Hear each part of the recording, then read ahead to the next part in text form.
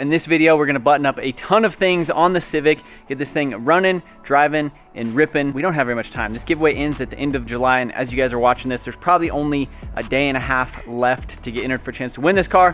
So head over to MotionAutoTV.com, either before, during, after this video, grab some entries for a chance to win this thing. This thing is freaking sick, it's amazing, and stay tuned for the end of the video. We're gonna go rip this thing and pop some VTEC. So let's get to work. So we got the control arms for this thing this morning. So we just had some OEM ones on there before. We just touched them up and made them look okay, but I kind of like these ones, and the bushings in them seem like they're pretty decent too. And it definitely looks a little belligerent, but it kind of looks cool with this one. So these are the ones I found online that I think looked the best. So we're gonna stick those guys on. Also, I stuck a different steering wheel on here this morning, so now you don't hit your fingers right here.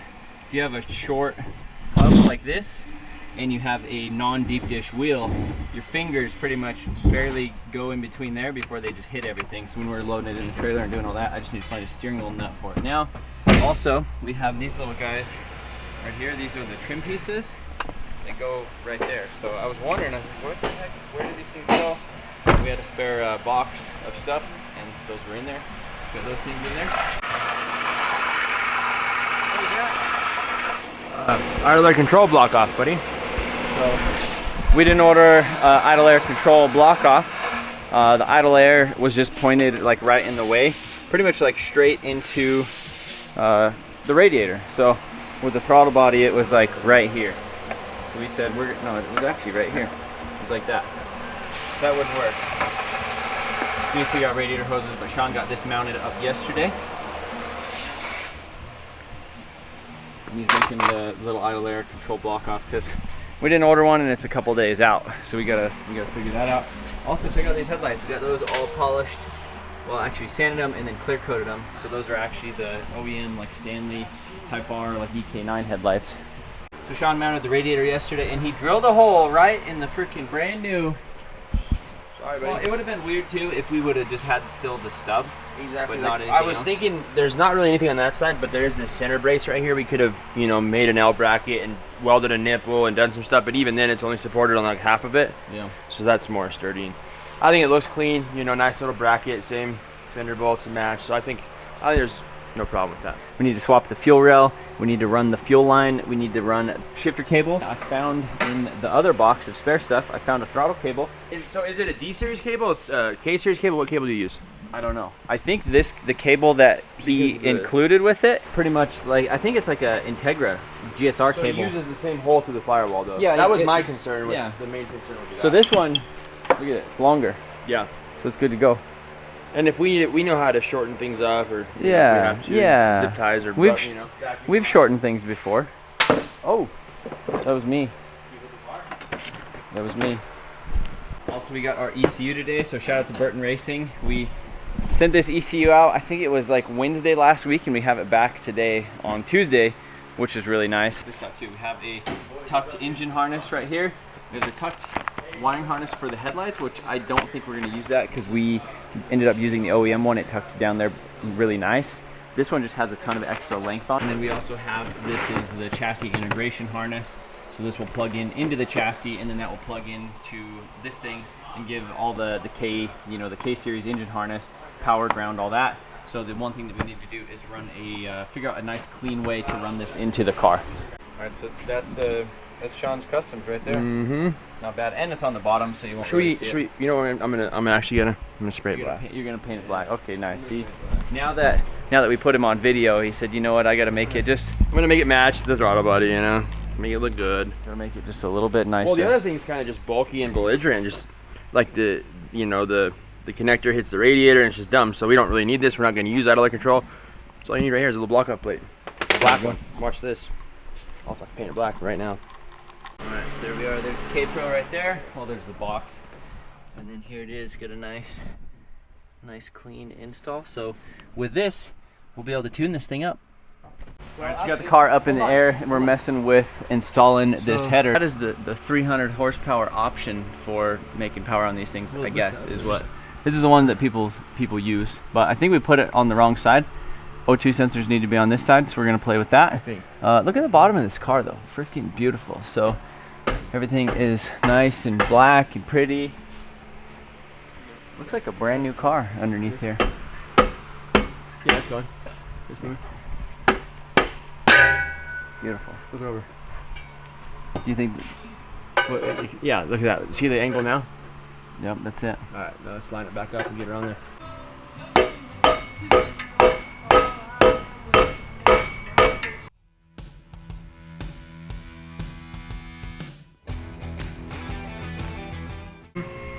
So this is what we're dealing with here. So that has to bolt on back there, which makes sense because there's a little fella, and then there's this guy, and then there's a V-band, which this is for just a K-series Honda, or just for an EK, not meant to go up to this thing. So I have the other end of this V-band, so we'll just cut this off. We'll save this. Keep the flex section. Keep Mr. Flex, Yeah. and then we'll just do the V-band. So you have 2 different welds on either end then? Yeah, which I know how to weld. Sometimes. Exhaust is pretty good though. That's a nice tip. Look at that thing, freaking big old 4-inch. All right, so got the intake manifold all installed on here with throttle body. We have this little coolant fella right here coming around. Run that around back to the heater hoses. We have the fuel line, fuel setup right here. We'll just end up using this fella right there. Nice and tucked, just single line. So Sean went ahead and he threw his headphones in, pretty much didn't talk to him for a couple hours, and fixed up the radiator hoses, installed this wiring harness right here, spent a lot of time tucking it, moving everything around, zip tying stuff, making sure it was in the perfect spot. So I left Sean to himself for a little while, and I came back, and the engine, look at this thing, is it ready to start? Beautiful. Almost. We need to figure out a few more things, but I sat here and played with the wiring for quite a long time, trying to figure out like the hoses. So last night we were debating on putting one of the, the valves for like the heater core valve or whatever, because it has this fella sticking out. Don't like that. Looks a lot cleaner with just the hoses. Ran the harness as clean as possible, which I think looks pretty good. We still waiting on like an intake with an IAT, so I left that out. Got a water pump neck over there we need to get, and then. Do you think that header's gonna melt that wiring? I hope not. You think it'll be alright? Well, it's an NA. There's a lot of metal there. Well, if we leave it right here, I think we could probably mount the ECU right there. Yeah, right here. Yep. That'd be a good spot. We could probably go off of this exhaust manifold bolt. We can make a little bracket right there. Yeah. And put a little, maybe put like a little piece of aluminum foil for like a heat shield on it. Or a license plate. Maybe a license plate. No, so we're gonna basically take this guy, and there is a pre-existing hole down here that's a little bit small, but we might make that bigger and see where that goes. Yeah, you've never had a problem with that, right? Never. No, not yet. We're gonna shove this through there, and then we're gonna hook it up, and this thing's gonna rip. So no small, no holes too big or small, right? Maybe too big. So I think what we're getting at is we need to now move on to the wiring harness of this thing. We're gonna figure out a hole down there, and we need to do the shifter cables. Once we do that, we are very close, because we got fuel line hooked up. That looks beautiful. Radiator Is in here. Other than I didn't order the right fella for this, so we need to get that figured out.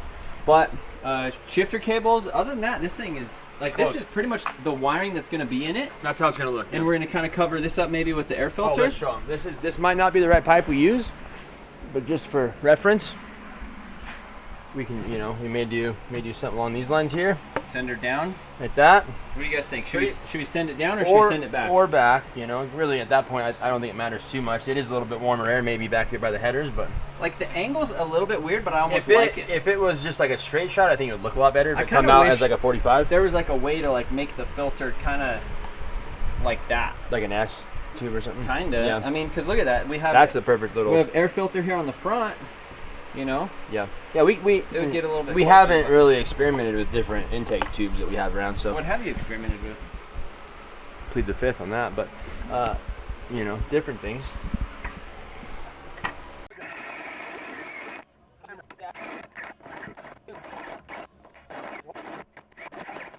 All right, so now we're moving on to the interior of this. We went ahead and we got that hole drilled right there.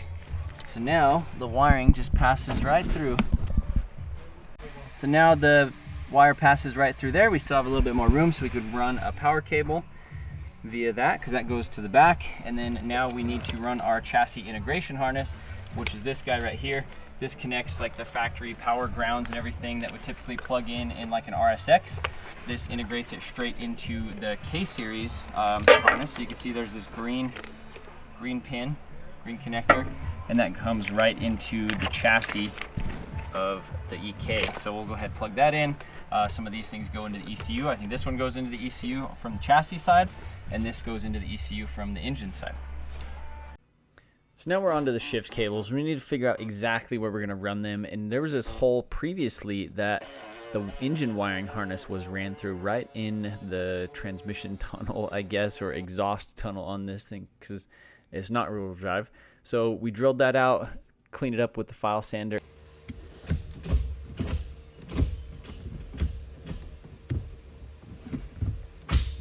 All right, so we got the header installed back on here.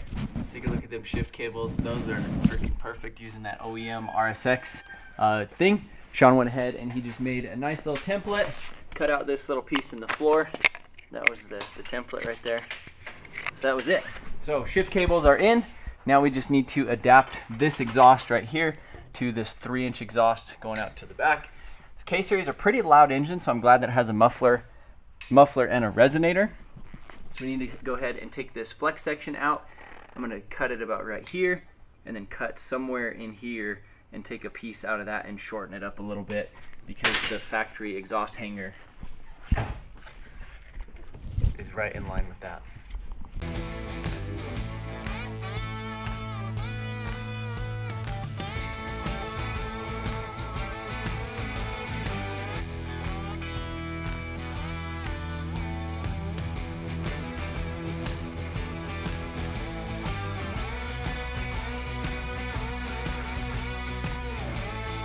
All right, so exhaust is fully installed on here, looking really good.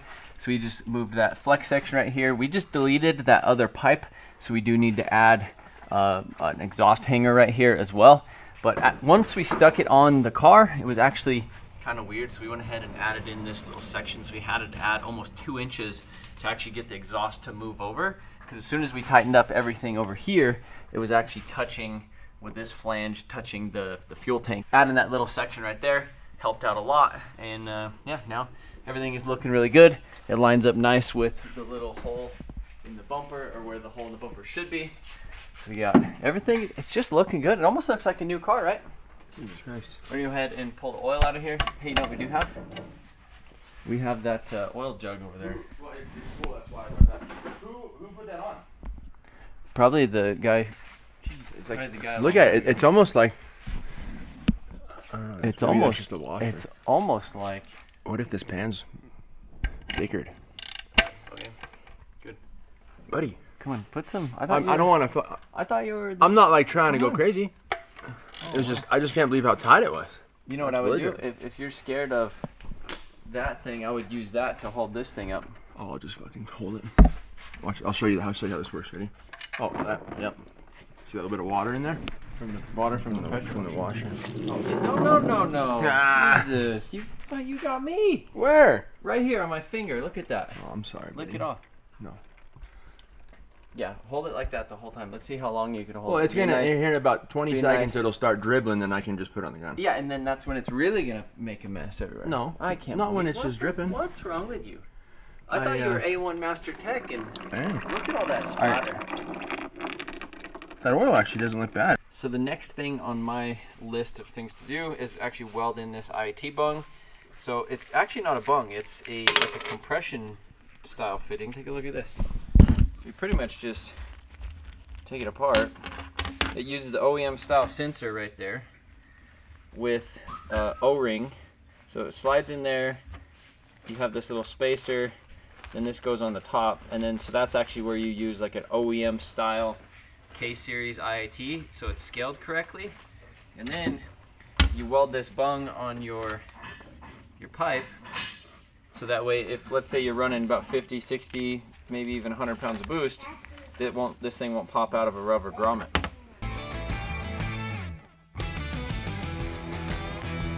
All right, so we got the car back down on the ground. I went ahead and touched up some of the wiring, hooked up the ECU and everything over here on the passenger side of this thing. And if you can hear that noise, that is the noise of a Honda Civic that is K-swapped that wants to start. So we're gonna go ahead and turn the key right now. Are you guys ready?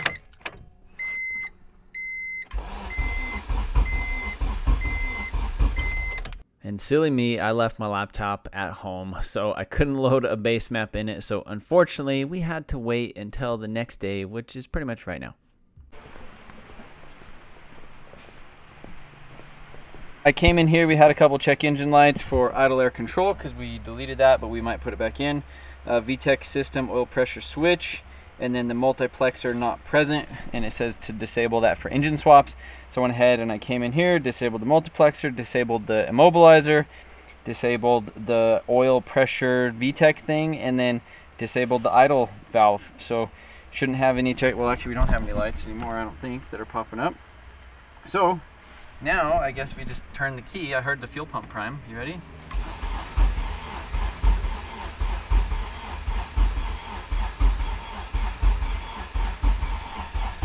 We have RPM.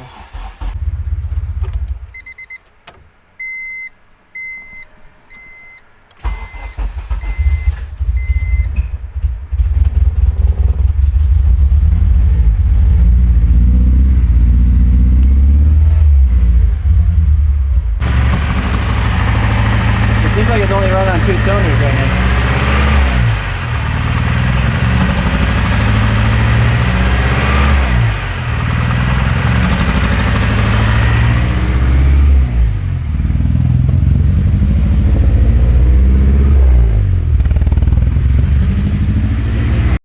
Since this is a deadheaded fuel system, we went ahead and cracked the line off of the end, bled some air out of it, and shortly after that it ran perfectly smooth. Running pretty good now. Adjusted the fuel table a little bit because it has some E85 in it. Adjusted a bunch of things.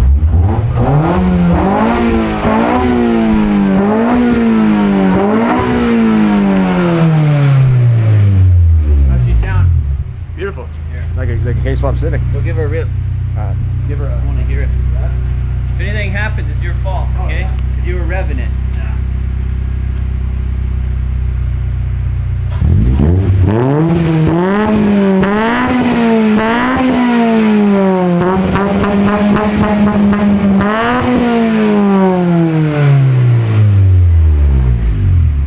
That sounds pretty good. Sounds nasty, yeah. Well, I would say it's time to at least take it out on the street and just see what it feels like driving around. Make sure everything is okay, and then we could probably put it on the dyno. I don't know if we're gonna do the dyno like right now because I need to go film some stuff because it's the 27th. Giveaway ends on the 31st, so we don't have very much time.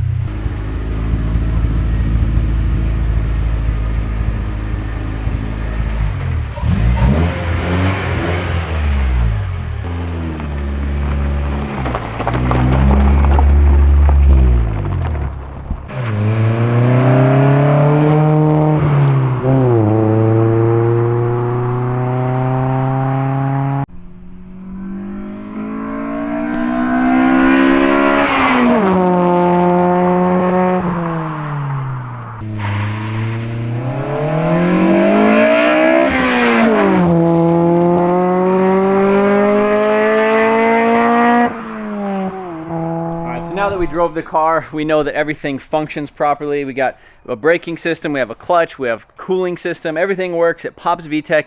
Now it is time to put this thing on the dyno and see how much power it actually should make. I was talking to Brent from PFI. He was saying this thing, if everything's healthy, should make around 220 to 230 on E85, basically stock K20 Z3. And I think that's gonna be plenty enough with this car. So that is going to be the next video. Hopefully tomorrow we'll upload that video because I'm pretty much just getting ready to film it right now as I'm closing this one out. But if you guys haven't yet, head over to MotionAutoTV.com. You guys know the deal. Grab some gear, get some entries for a chance to win this thing. Join our VIP program, and all of your entries will automatically be doubled at the end. So you'll have some better odds by joining the VIP. So yeah, and I also have another giveaway car over there coming up shortly. So appreciate you guys watching this video. Thank you guys for the love and support on the giveaways, and we got to get on the dyno, so we'll see you in the next video.